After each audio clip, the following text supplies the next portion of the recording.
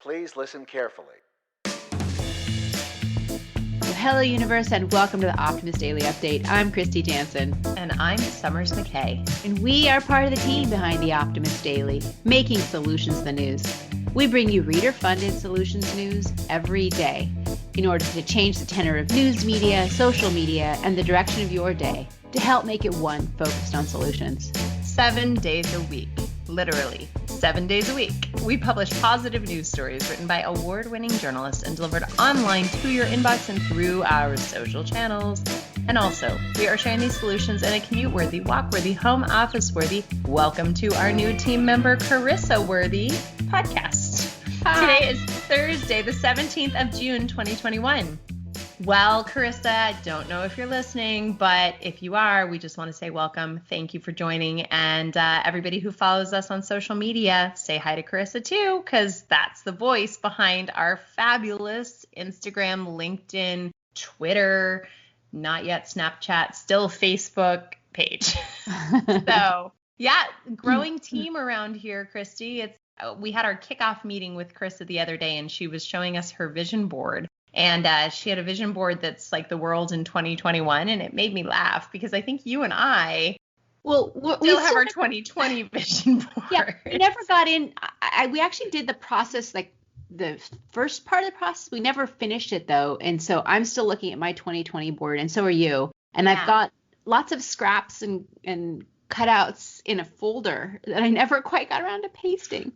So here's the thing. For me, creatively, most of the time, the June-July time frame is when I do a lot of goal setting and focusing for the year ahead. I've always kind of been on a bit of an off calendar, simply because there's so much pressure around the new year to Right. So maybe it's make the summer solstice. It's like the bringing it in, right? This is the time to birth the things we've been gestating for the first 6 months of the year. Exactly. And that's that. So if you like us have not completed your 2021 vision board, worry not. You still have time. And I think for me and for this next month, as we sort of set our course with the Optimist Daily, as we expand operations and increase partner relationships, it's definitely time to look at what this next chapter is. And I think a lot of people are feeling that way because the world has opened up and there's next steps. And, now is a fantastic time to set new goals and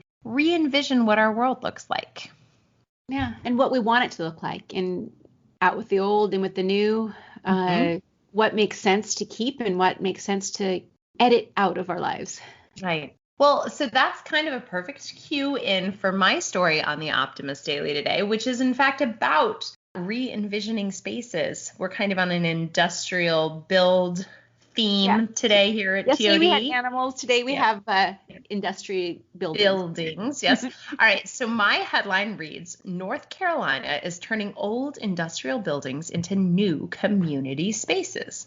Now, we talk all the time about industries that are going by the wayside and that there are a lot of workers and basically infrastructure that gets left behind when, as we move away from our fossil fuel economy, we are looking for a new chapter. Many industries are shifting to meet these modern market demands, and regions that used to be bustling centers for coal, oil, steel, other raw materials are now falling into economic despair. Certainly saw this in Detroit with the automotive industry. That is not the necessary future, right? We can do something different. Many experts have in fact cited renewable energy jobs as a solution to the problem, but we know solutions aren't siloed. And some North Carolina towns, business leaders are taking different approaches. In Rocky Mount, North Carolina, which used to be home to a large cotton mill, closed down in 1996. Residents began to leave the area in search of work, inevitably. And to keep the town's spirit alive, the mill's owner, Capital Broadcasting Company, kind of funny that they owned a mill, but redeveloped the site to serve as a community center and tourist attraction to bring life back to the region. The mill is now a site of several restaurants, breweries, there's a quaint hotel. Nearby High Point, Greensboro, and Winston-Salem, similar transformations are taking place. With the rise of remote work, factories have also been updated into modern co-work spaces with a historic appeal. There's no local universities or large employers, so Capital Broadcasting knew it would have to work hard to attract new residents to Rocky Mount. They bought and renovated 70 original mill houses to appeal to young and growing families, and even added a residential sector of the updated mill itself. There's an office space, and it's reached 60% of its capacity.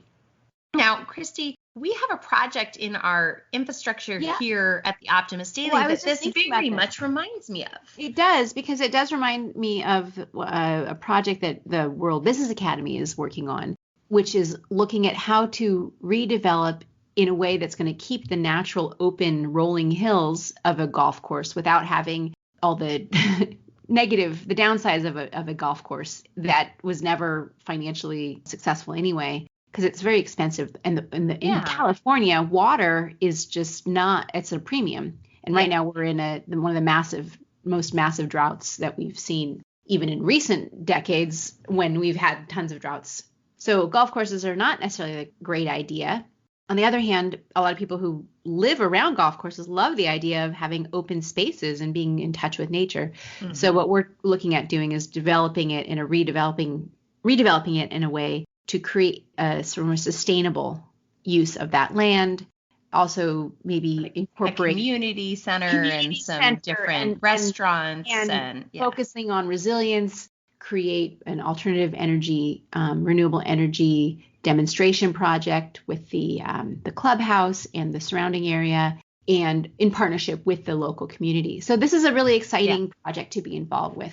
Well, and what I love about hearing, because we don't, in my full-time role, I don't work on this, but I get to hear tidbits because World Business Academy is our publishing partner. They keep the Optimist Daily trucking away while we gain increased reader funding. But what I love about hearing about this from Kristy and her team is that it is about rewilding, but also rewilding with human purpose in mind, right? And increasing sustainability, creating a model for a system on how to have sustainable housing, sustainable businesses, and sustainable, restaurants and infrastructure, while having a beautiful outdoor open space that honors nature and also honors the residents. It's creating synthesis in a space that otherwise had gone fallow. So whether it's an old building in North Carolina or a golf course in Northern California, a defunct golf course. Exactly. Transforming old industrial buildings into new centers for gathering and community building is an effective strategy for honoring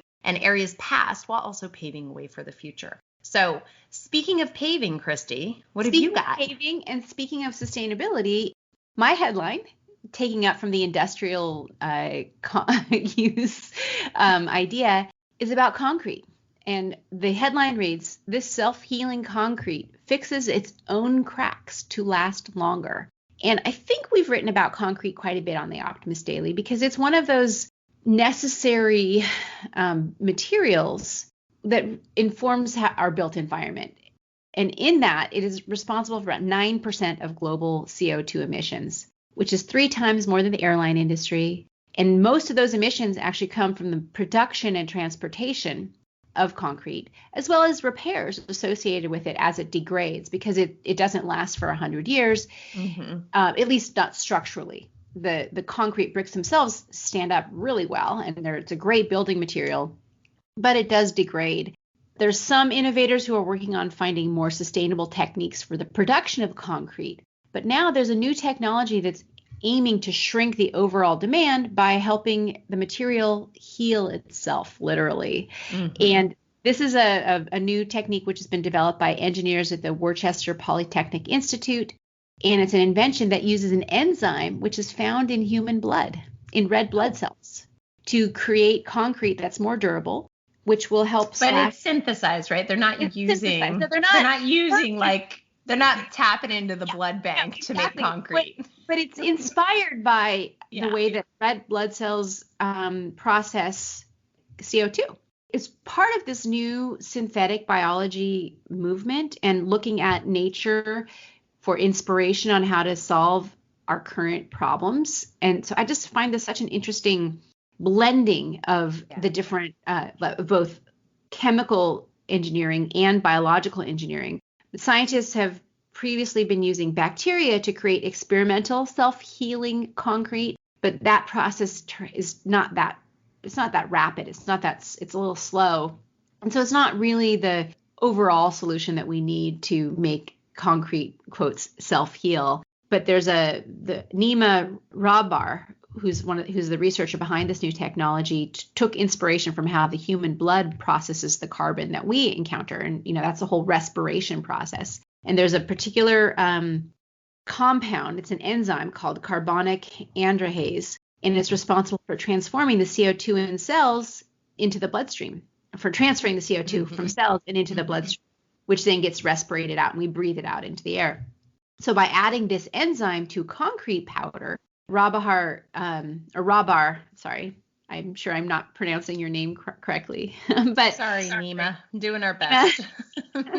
Observed that it enabled the material to turn carbon dioxide, the CO2 in the atmosphere, into calcium carbonate crystals, which are actually quite hard. And so basically, whenever a tiny crack forms, the calcium carbonate will fill it in. So a millimeter scale crack, for example, can be filled in within a day, preventing larger cracks from forming. And it's a spray solution that is composed of the enzyme, water, and calcium. It can blow CO2 and fill the cracks in minutes using ambient carbon dioxide in the air that would take longer to heal the cracks. So it's kind of sort of a fun, interesting, brilliant technology that is now it's been proven in cement, which is the main ingredient in concrete. So now the hope is that someone will license the technology and bring it to market for use in roads, sidewalks, buildings, and other structures that use concrete.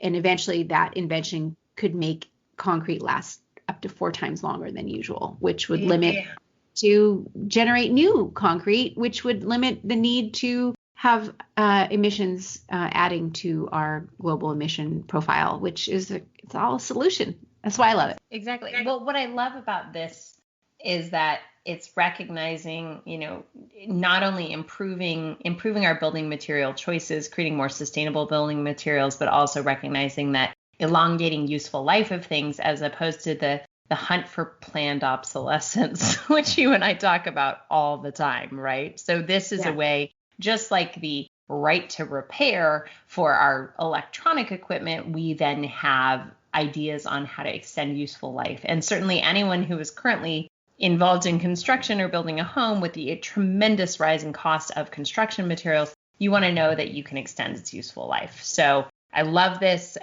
In those places where concrete is an appropriate building material, this is fantastic news. There's some other fantastic news around here today, Kristy. What have we got? So let me go through this real quick. And then actually, I just realized I forgot about an appointment that I had scheduled. So I'm going to do this real quick, and then I'm going to jump off and let you finish. Yeah, let you take us out. Scientists have discovered 5 million years of climate change records in Kazakhstan. Ooh, that sounds like a great story. I haven't read it yet, but I want to go read that, because that's 5 million years of climate change records. Wow. Is that like a really big tree? I'm so curious on that one. A tree or just striations in the sediment? I don't know. Sediment. Here's a story for you, Summers. Rare orchids found growing in London rooftop garden. I can't wait. This is this is a story about an orchid that literally they thought was gone, and it is not gone. So, yay. Mr. Trash Wheel is keeping Baltimore's harbor free of trash. Save children from malnutrition by playing life pack video games. What else, Summers? All right. We've got Oyasai all natural crayons made with vegetable waste, which is interesting because my child generally eats her crayons anyway.